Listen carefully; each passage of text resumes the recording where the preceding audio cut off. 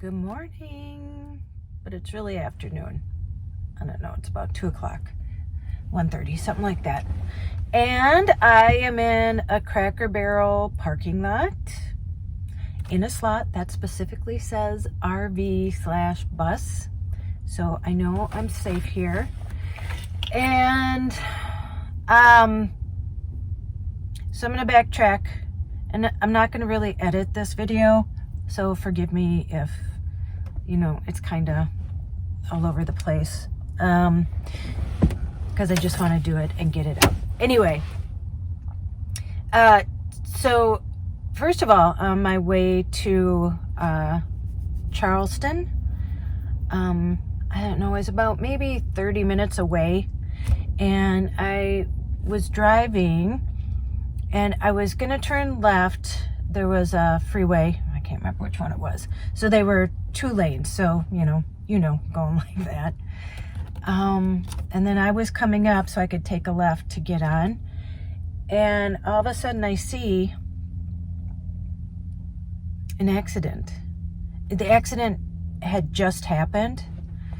And it happened right in the middle of, so there was a small SUV, an older SUV, turning left onto the road that I was on, but that was still in the middle of the 2 sides of the freeway where she was going to turn left. And then there was a motorcycle laid down. It looked like a Goldwing. It was like a bigger motorcycle, and 2 people laying on the ground, a man and a woman, not moving. But they had helmets on. And so it had just happened. There was no rescue there. I was going to pull over, but there were already people pulled over. So sometimes in those situations, I just didn't want to be just more of the chaos, Sometimes it's better to just let people do their jobs then. And I could see the girl, I'm assuming she was the one that hit them or pulled into them. And she was in her young 20s, and she was kind of went back to the car and kind of got half in and half out, and she was just looking. And so not only did I feel for these people and just, seeing them, and then there were people down low talking to them. It was like she was in shock and she was looking at them, and I just think she didn't know what to do. And my heart went out to her too, because it's not something she did on purpose, I'm sure. And I'm sure she's like, oh my God, I hope they're okay. And second of all, holy shit, what did I just do? So I just felt for all of them. And so there wasn't that much traffic. There were only 1 or 2 cars that I was waiting in line to get across. So this was all in the middle of both the freeways. And so there was just enough room to pass her to get through, to get on the road. But when you did that, the people who had been on the motorcycle were literally feet away, you were driving around them to get on the freeway. And it just shook me up. I had a motorcycle, if I didn't tell you. I had a Honda Shadow 650, and it was beautiful. It looked kind of like a small Harley. It was maroon, had a maroon tank, really beautiful. And I got my license, and I drove it, not that much. And when I did, honestly, it was the people driving that I was more afraid of. Because, people drive crazy. People drive crazy, and I'm in a big van. So driving a motorcycle, and one time a girlfriend said to me, we were riding, and she said, Tracy, if you have that much anxiety, you shouldn't be driving a motorcycle. And I agreed with her. And although it hurt me because it was so beautiful, I sold it And I sold it to a friend of mine, actually. She was my friend. I bought it from a friend of mine because she was getting a bigger bike. And then I sold it to another friend. And then I know she gave it to like her kid or something after she used it. So it ended up in good hands. But yeah, that shook me. So for the rest of the day, I was just kind of feeling, you know, uneasy. And so then I got to the Walmart that I was going to. It was the nicest Walmart I've ever seen. It had palm trees in front of it and a huge parking lot, which I'm going to show you in a clip coming up here. And the first night I stayed there, it was perfect. There were a couple other people, and there was no noise. I had a great night's sleep, and I'm like, this is great. So the next day, I decided there's a lot of traffic in Charleston. I don't know if it was just when I was there, but even coming in, it was like stop and go, finding, where I was going to the Walmart. And then yesterday, I went to the post office, and I went to an RV campground to dump, and I went somewhere else. And to everything, it was seriously stop and go traffic the whole time. It wasn't pleasurable. It was more frustrating. And I decided, you know what, because I'm not here. Even when I went to Tybee Island, it was beautiful just being in Savannah and just going to that park. I'm not on this cross-country journey to be a tourist. I don't want to go to touristy places. I want to find places that you wouldn't normally find, like, when I went to Benson or Fort Stockton, and seeing like things off the beaten path, not like places that people fly to come visit, because again, then it's like a tourist trap, and then it's expensive, and then it's something you could see with somebody, or that it would be a destination vacation, I guess. And that's not what like this me being in the van is. So anyway, so I got back to the van, and I went and got some stuff in Walmart, more salads, stuff like that. Still haven't drank soda. That felt great. And so just as I was ready to go to bed last night, it was about 10:30, and I was literally in bed, getting the pillow situated, had my retainers in. If you don't know, I wear retainers at night. And just like that, can you hear that truck? So just about to lay down, and this Walmart is kind of on a busier street. It's kind of back, but the street that you pull on off of to get into the parking lot is a busy street. It's like a freeway or a highway. And all of a sudden I hear these loud like trucks, or I didn't know what I didn't see them. And I don't know if you know how I feel about loud anything, like loud trucks or loud motorcycles. Just like, you're cool. I just don't understand it. Loud music, just don't get it. Anyway, so I literally rolled my eyes because I thought that they were kind of like racing, because I could tell there were a couple of them, and it sounded like they were like racing down the street, and they were so loud even for me parked in the parking lot, and they were like half a block away, maybe even more, and I could hear them. So I'm sitting there, and I was just about to lay down, and first of all, I'm gonna put I took a clip before I left Walmart this morning of where the van was and everything, so you can kind of see the layout. So I'm going to put that in right now. Good morning. So you saw my post. Yeah, it was an interesting one last night.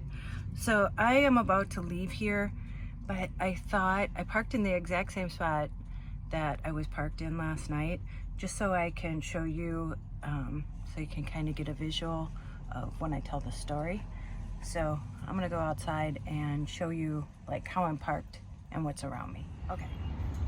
Here's Charlene, and I parked right next to this, and then there was a truck parked like over there, probably about, I don't know, 5 rows over, and then there was another van like over there by those pallets. I'm gonna show you like kind of what's around. And then there's a gas station over there. So, but I was the only one here, so everything else, nothing was there. And then there's the cart thing. So I'm just gonna walk. And then there's a hole. Nobody was parked over here. So this was all empty. It was all empty. And that's where Charlene was parked. And there were none of those other cars except for just a random few. Okay, so now you know the lay of the land of the incident. So you can see, so I always park so I can like leave. Do you know what I mean? I can, like if something happened, that I'm not parked where I have to back out, or, you know, somewhere that I'd be blocked if I had to back up. So you could see I'm next to, and I'll just call it an island, because, you know, with those wood chips in. And so I'm parked next to that, and all of a sudden those loud trucks I hear are coming in the parking lot and driving by me. And so the one truck comes around, and so on the other side of me, so here's my van, and then there's the island, and then it parked right here. And I'm like, what the heck? So I look out my window from my bed back there, and there is this big truck. It's like, you know, it has a back bed or whatever, a pickup truck. It's beautiful, it's white, it's huge, and it even has lights around the rims on the inside, on the tires. And it's loud. And then like 3, 4, 5 other loud trucks all of a sudden are then parked around me. And then I hear the kids like get out, and they're like, oh my God, you know, like they must have just been somewhere that something happened. And so they were like talking about it, like, can you believe that? You know, da da da. So I'm like, well, something must have just happened, and they probably pulled over just to stop, you know, so that they could converse and talk about it. And then I thought that they would leave. So I just kind of sat there, and I was peeking out my blind, or my curtains, and thank goodness my curtains are like double-sided, so, you know, I have blackout on. They're the original curtains, they're just covered. And so I looked out, and they were all teenagers. And then even more people started coming. And then I came to the front, and I'm looking out. So there was a point where I'm like, well, I'll hop in the front and I'll just take off. But there was no, I was surrounded. Like, there was the truck there were trucks in front of me, there were a truck, there were cars in the back, because I even looked out, I looked out up here. So all around me, they were all parked. And I don't know, they must have, I think they were so hyped up on what had just happened and what they were talking about, that they didn't even, they just assumed, I think, that nobody was in the van, that I was just parked here at first. I don't think they like really took note. I think the first guy is talking to John, my friend, that he said he probably just pulled in, and then they all just pulled in around him. And I'm sure that's what happened. And there was a truck, like, I don't know, a couple spots over. It would have been on the other side of the white truck. And then there was a van. You know, there weren't that many on that side. And they were loud. And so not just that. So then I'm sitting here and I'm like, well, they aren't leaving. And now I'm scared because I'm in here and they don't know I'm in here. And what if they find out? And my back window, I had open. So if, you know, my back window just pushes out. And so on the bottom, yeah, you're cool. If you have a truck like that, it's not cool. It's the uncoolest thing that I could ever imagine. Anyway, so there's like a 2-inch maybe, you know, opening once I push it out. And so I could hear everything. And I'm like, shit, I better be quiet because I don't want them to know I'm in here. Because they're talking, and they're talking like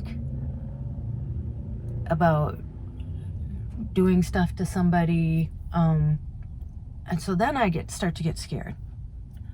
And so I call 911. And a woman operator answers. And I said, listen, I'm passing through town. I'm at this Walmart, just staying overnight in the parking lot. And all of a sudden, all these trucks pull up and cars. And then, you know, she was asking me if they were armed. And I said, I don't know. And then she was asking me, like, the ethnicity. And I was crouched down. I'll show you quick. So you know where my door comes in? I was crouched right there, in between there, because that's where I kind of felt the safest. And that curtain was closed. These were closed. All of them were closed. Thank God. So I peeked out this curtain here, and I was being very careful because I'm like, oh no, they're all gonna, like, somebody's gonna see me or my eye looking out. And they were teenagers. They were all Caucasian teenagers. And they weren't just boys, they were girls. They looked to be maybe 16, 17, 18, somewhere around there. And more kept coming. So they're like started maybe like 10, and then like more came. I would say by the end there were like 15 at least, if not a couple more. And so I'm talking to the operator, and I'm like, you know, I'm scared. Like, they're all around and they're not leaving. And she said, okay, well, we have dispatch. I dispatched them. And I said, well, do you know when they'll be here?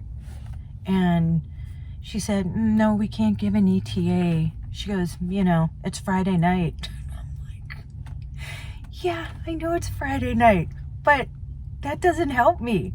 And she said, we're instructed not to give an ETA. And because, you know, other things are going on. And I'm sure there were probably other even more pressing things than what I was going through. But for me, that didn't help me. And so, and then she's like, okay, well, they've been dispatched. And I'm like, well, you're not going to stay on the phone with me. I'm like stuck in my van with all these kids around. And she said, well, okay, but I may have to go to answer another call, you know, put you on hold. And I'm like, okay, that's okay.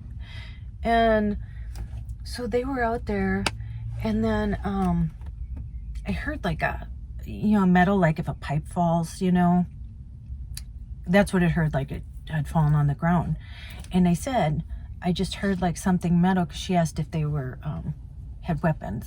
And I said, well, I don't know. And then I said, I just heard like a metal, something metal, a pipe or something fall on the ground. Well, and then I heard something else. So I look out, and they have an aluminum bat, and the kid is out there like swinging. And then a little later, he starts like hitting something like rocks or something. And she said, oh, I hear that.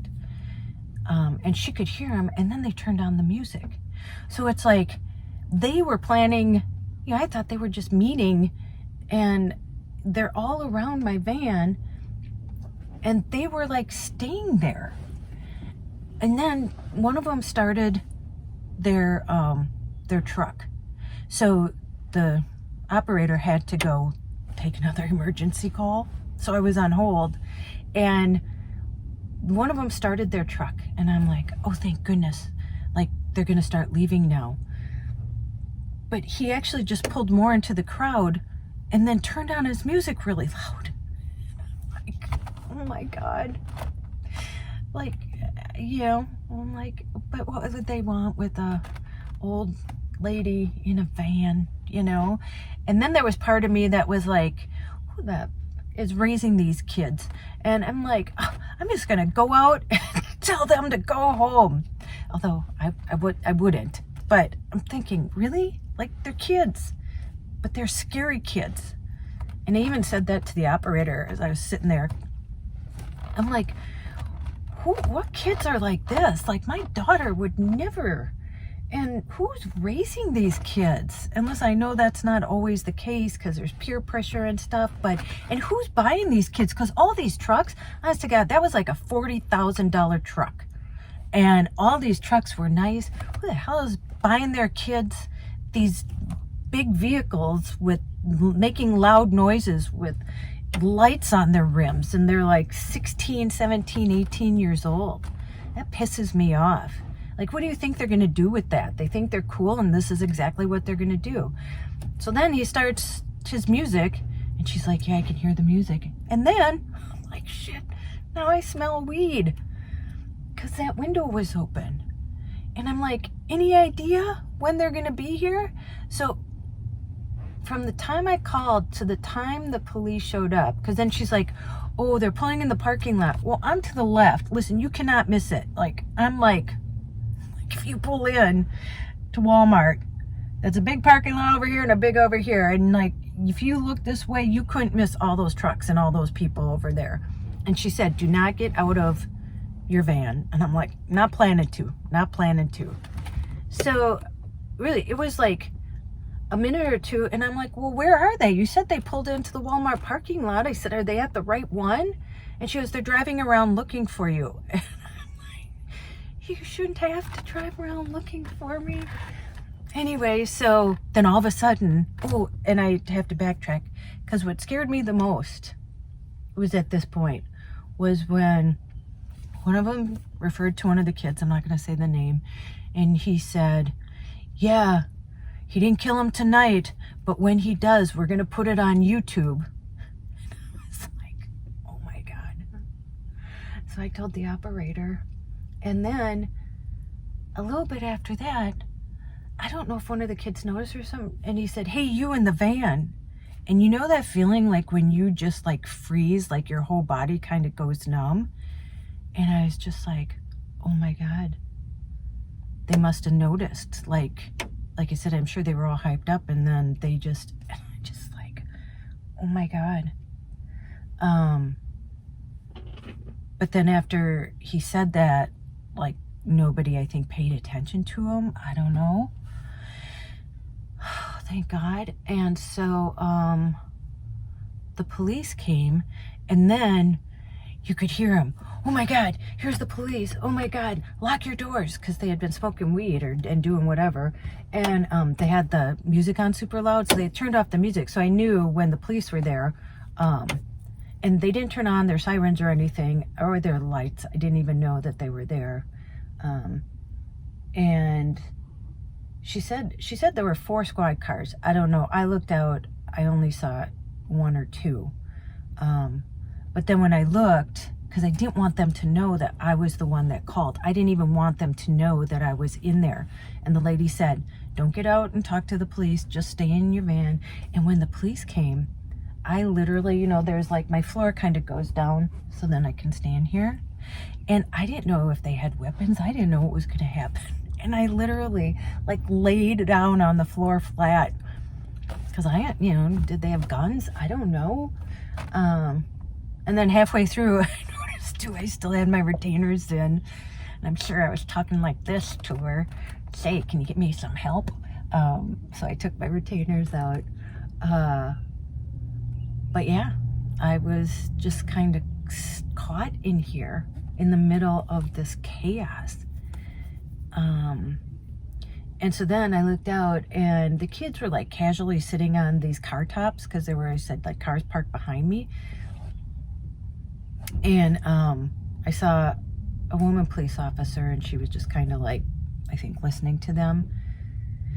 And then about 10 minutes later, they all revved up all their big trucks and their cars and they all just left. And then it was like quiet. And then it was like after that is when I kind of got more like, I realized what had just happened. And then I was kind of like, and I'd bought some wine. You know, I don't drink when I'm like, I only drink when I'm stopped and, you know, like if I'm with somebody, because it just gives me anxiety the next day. And then again, with situations like this, if something happens, you don't know. And I had bought like a 4-pack of like some just seltzer wine when I was in Walmart yesterday. And so I was so glad. And I'd already put it on ice.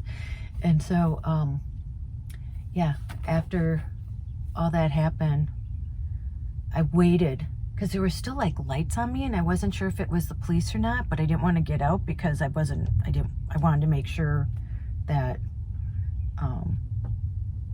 it wasn't one of them and then they knew it was me. Because, you know, I don't know, they were, you know, my license plate and, you know, it says AD-VAN-TURES over 50. Why would they want to, you know, hassle me? Anyway, so then everybody was gone and I had called my niece and then I called John. John is an ex-detective actually, so he was somebody good to call. And he's the one that said, I'm sure the person just parked next to you and then all they followed, and that, you know, makes sense. And so it was just real calming. So then I moved. There were people parked in the middle still, and so I stayed in the parking lot, but I drove and went towards like the opening of Walmart, and I just stayed there. You know, both Tina and John were like, well, are you gonna move? And I'm like, well, here's the thing. First of all, the police are already here. They're not coming back. And I don't know the area, so I don't know if I would be jumping from the frying pan into the fire. And so at least I had other cars around me. I was in the very middle of Walmart, and I had wine spritzers. So I didn't know if I'd fall asleep, but I kind of just sat up back there and I was watching, you know, my computer stuff on YouTube or whatever. And I drank 4 wine spritzers and I fell asleep at some point, and then woke up this morning and it was, you know, just another day. People parked around me going into Walmart. So then I left, and now I am at my next destination, and I don't think I will be staying in a Walmart parking lot anymore, or I'm really going to try not to, just because too, there's just a lot now that don't let you stay there. And like I said, this was just a random situation. You know, it's not like that Walmart was bad, because the night before it was very peaceful. But again, just random that they would be drive in and happen to be surrounding my van. But I don't know, Walmarts just do not seem that safe. I don't feel as safe. Like a Love's parking lot, really safe. A Pilot parking lot, safer. Cracker Barrel, really safe, because there's specific lanes set up. I haven't stayed there yet, but at a Pro Bass. I stayed at a Pro Bass when I was in Texas, and that was safe. I felt that was safe. And Cabela's, you can park in Cabela's. I haven't yet, but you can. So just if you're boondocking, you know, think about that. I just think Walmarts are pretty much done for as far as van life. And for me, specifically, I guess I'll talk for myself. Again, it was something random, but what I also realized, and it's sad to say, but you know, and it's happened before to me, not just in North Carolina, but you know, okay, so obviously there aren't enough operators, you know, because she couldn't even stay on the line with me. You know, most of the time, don't they say stay on the line with me till the police get there? But she didn't. She had to be answering other calls. But I felt good, at least. She put me on hold. She answered another one and then came back. So she was on when the police got there. But the time to get there for the police was over half an hour. I would say more towards like 40 minutes. So in that time, if something happened and I'm surrounded, there's no recourse for me. And it's interesting. Oh, I put it back there. What's weird is I bought this horn and I didn't want them to touch the van either because I have a security system. And so when I turn it on, like if somebody hit the van or something got too loud, the security system goes off. And I'm sure it would have scared the crap out of them. And I don't know what that would have done. And I'm glad too. I was hoping that kid didn't hit my van with the bat. I mean, at least they didn't, like, you know, weren't vandalizing anything. But literally was just feet away from the van. They were all literally feet away from the van. But, you know, I had my gun and I truly think that, you know,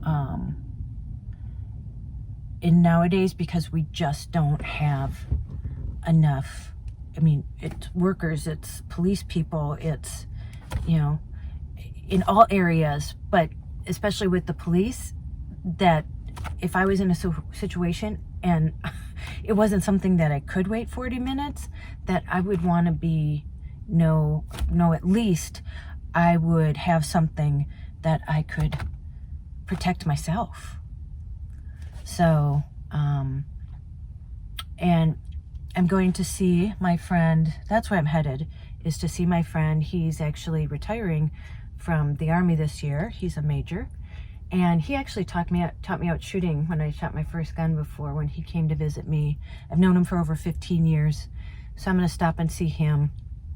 And I'm going to have him bring me out and really get proficient. And then when I go back home, you know, I am a legal process server. And so I'm used to being in, like, you know, feeling out situations. You have a gut instinct, you know, but literally there was nowhere to go for me here. There was nowhere to go. I was literally surrounded. And that's what was so kind of terrifying about it, was because there was nothing I could do. So yeah.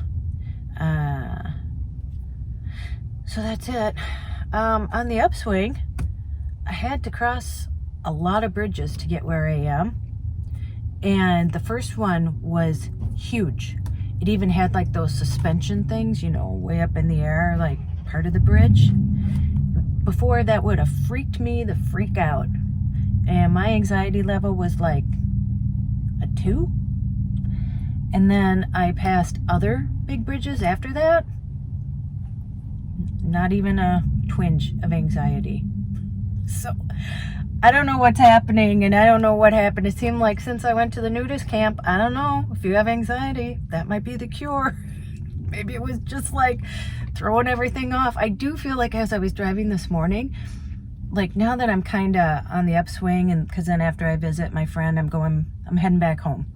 And I do feel like it's been an onion, and I've peeled all these things away, and I've learned so much.